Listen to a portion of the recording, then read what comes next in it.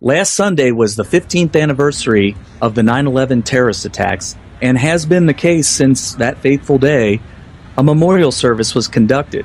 Being an election year, both presidential candidates were in attendance. However, Democrat presidential nominee Hillary Clinton seemed to leave a little bit earlier than expected. The entire press corps was ordered not to follow. In order for this to be captured, a private citizen had a smartphone, and without it, nobody would have ever known what was to follow. Most of you listening have probably seen the video, and many of the mainstream media and social media have speculated on what they saw. One person on Twitter had an entirely different perspective on the events, and that was former Secret Service agent and author of Crisis of Character, Gary Byrne. He joins us right now via Skype. Welcome to the program, Gary. Thank you. I'm grateful to be here. All right, first of all, we assume she left and had to wait several minutes for her vehicle. So my first question is, when the subject is outside of the motorcade at a venue, where does the motorcade go? Is there like special parking, or do they just drive around? No. They have a staging area, and they have a pickup site set, and then they have a secondary pickup site. And then in this case, no, I don't know because I wasn't there working the detail. I don't know if they were set to pick up there, but they also have to be ready to move and pick up anywhere. God forbid there's some kind of disaster, but in this case, there was some kind of medical issue, and they picked them up on the curb there where you saw. Right. So you think that may not have even been a primary or a secondary pickup site, maybe? It's quite possible that it wasn't. Wow. So there was a delay there. There's been other sources that have reported that the Secret Service may have broken multiple protocols violated, such as moving the subject before they knew the transportation was in place. Do you agree with that? Were there protocols violated? No, I don't. So here's what I see. These men and women on her detail are having to deal with a lot of things here. Not only are they having to deal with the standard terrorism, is why the Secret Service exists, and crime is clearly, and this is Gary Byrne talking, in my opinion, based on what I saw in that video and what I've seen some other video clips of Mrs. Clinton in the last 6 months or so, she clearly has some kind of health issue. Right. And what they were trying to do is get her out of the public sight before they saw something that they didn't want seen, which did not happen. We did see some very disturbing video. Yeah, and it seems like that they were trying to prevent people from seeing it by ordering the press corps to stay behind, but then you have that one citizen, I don't even know who it was, I don't know if anybody even reported on who it was, but somebody with a smartphone just walked up, and it was one, I've scoured the internet, it's one video. There's another video that says that it's a different angle, but when you do an analysis on it, you find that it's actually somebody videotaping the exact same footage from a monitor, and they have it canted, but it actually is the same footage. So one person captured that. Now, I know in your book, Crisis of Character, you kind of talk about how one of your jobs was to kind of protect the secrecy of the president and the family and all that kind of stuff. Did you see them doing that here? Were they were going out of their way? Because a lot of people don't think of that. People think, you're just there to keep them alive and keep them from being assassinated. No, the Secret Service's job is also to protect their reputation and their image. Every protectee has an image. So what they're trying to do clearly is get her out of the public eye before whatever medical issue she's having, people see it. And of course we do see it. And whenever you're ready, I'd be glad to walk you through how I see the video. Yeah, we're going to definitely do that. So sure. I guess the first thing I noticed is when they were walking up to the part where she was going, I guess where she was stopped, there were two women in dark clothing that were the closest to her. They may have actually been in physical contact with her, maybe helping hold her up.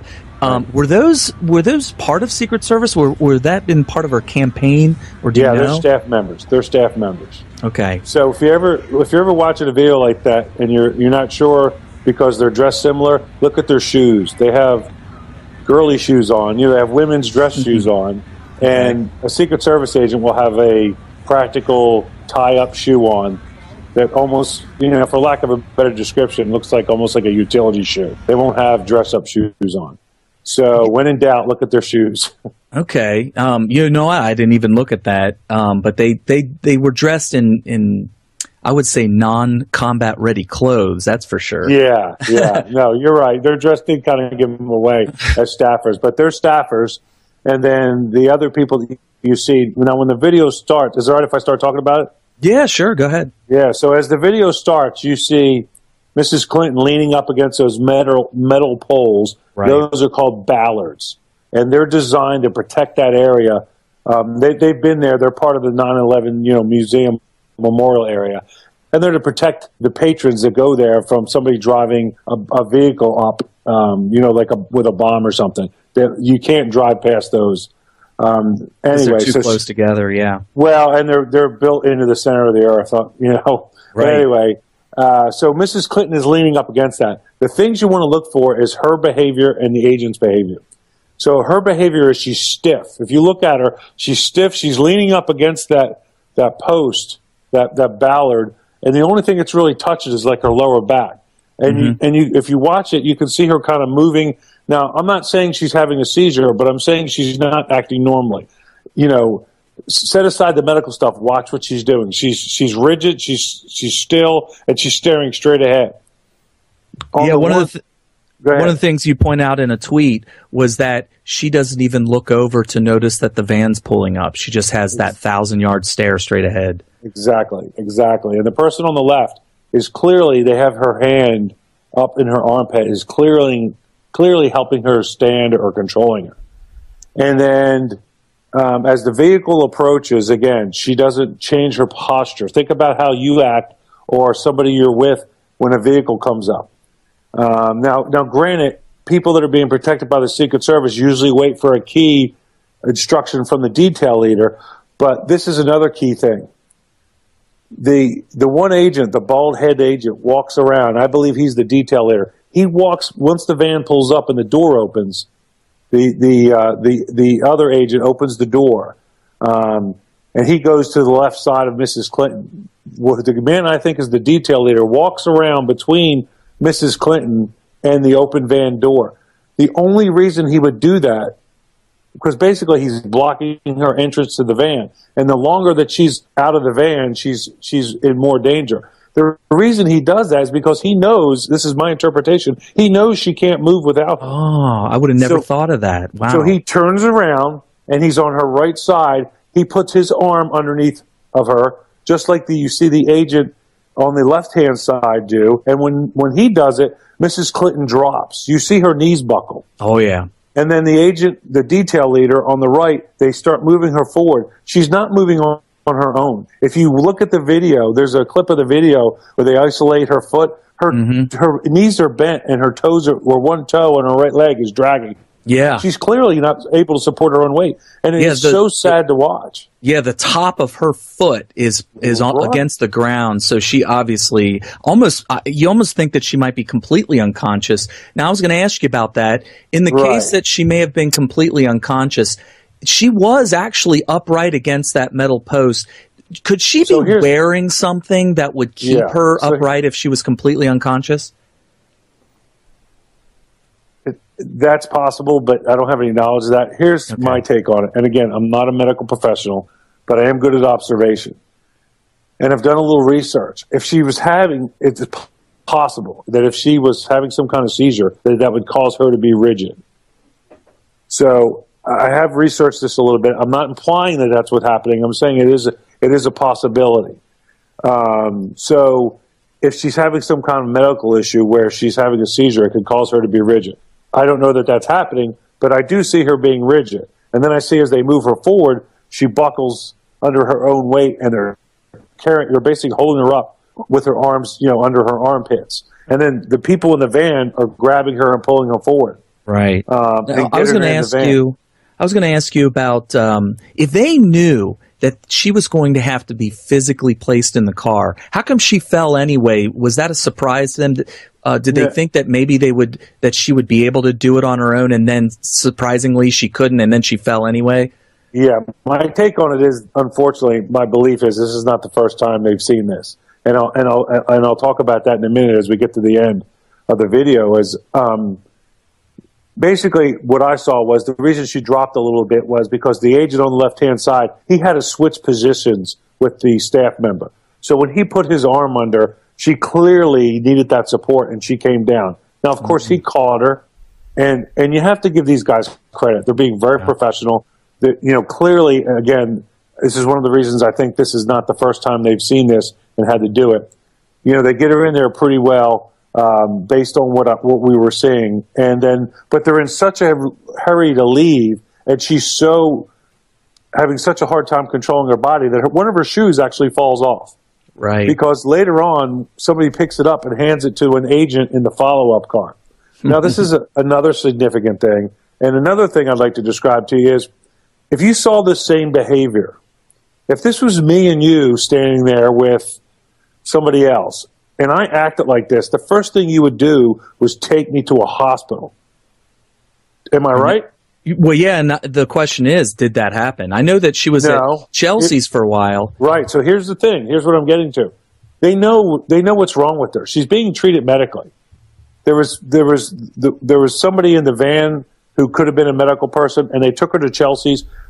Whatever happened to her, whatever medical condition is going on there, whether it has something to do with the flu, they know about it, and they took her to the apartment, the family member's apartment, because she was going to be treated there. And if that's the only place they went, which everybody believes is the truth for now, she was treated there, and then a little while later, about an hour and a half later, she came out and looked relatively normal.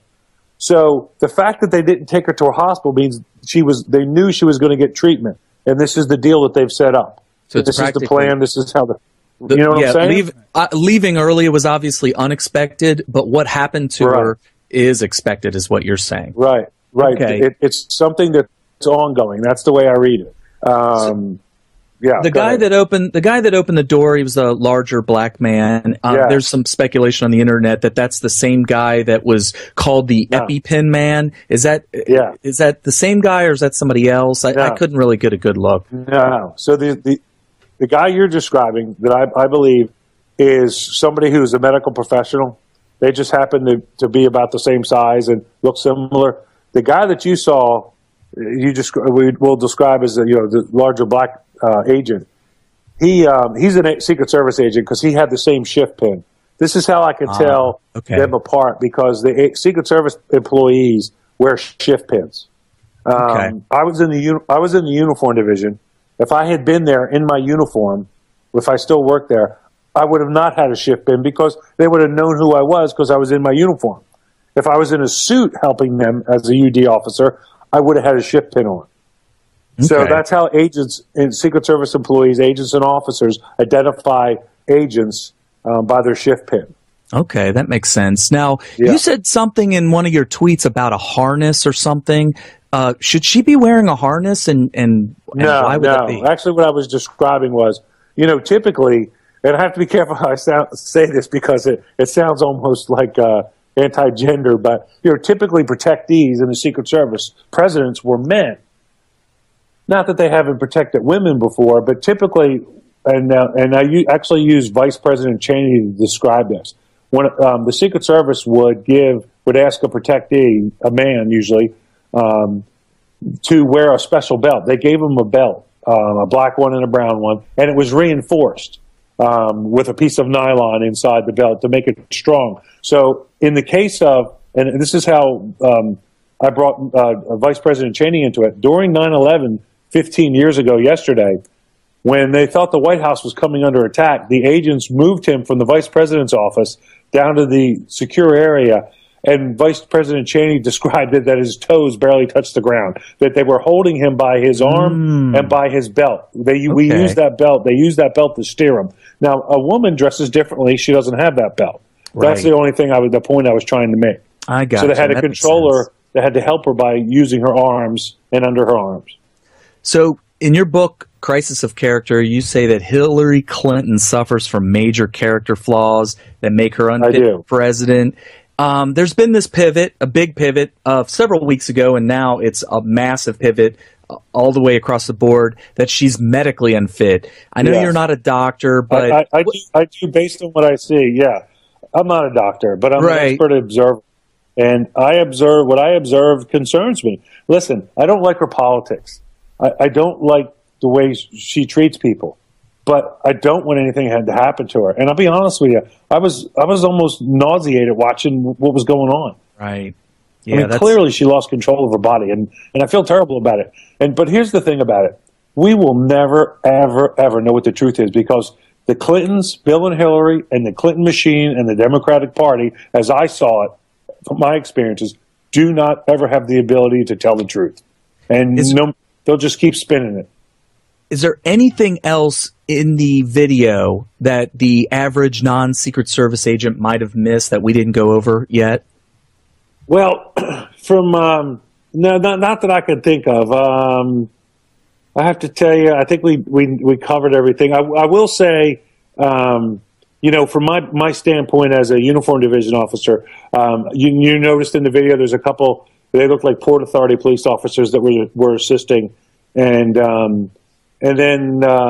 but what I saw the detail do was professional. They did the best they could under the situation. They certainly did. I mean, that wasn't when they were supposed to leave, but they made it work as best as possible. When